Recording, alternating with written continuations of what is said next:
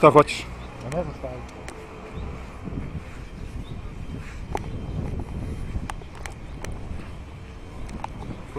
Ajde snimam te, brate. Bis početka, evo išli, ajde. Počni. Da, šta snimam?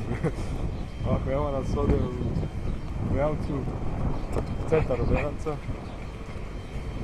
Park je ispunjen, pogledajte tamo, pogledajte. Nalazimo se, tačno je 11:05.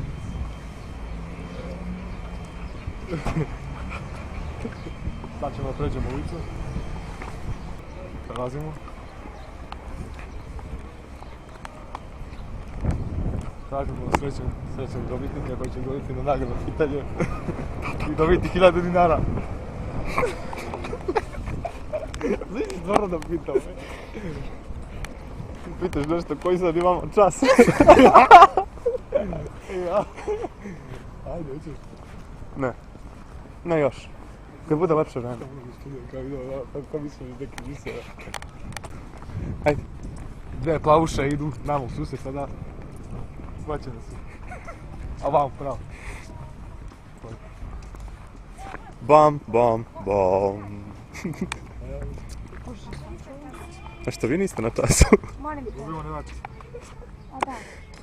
A ti gubiš nemački.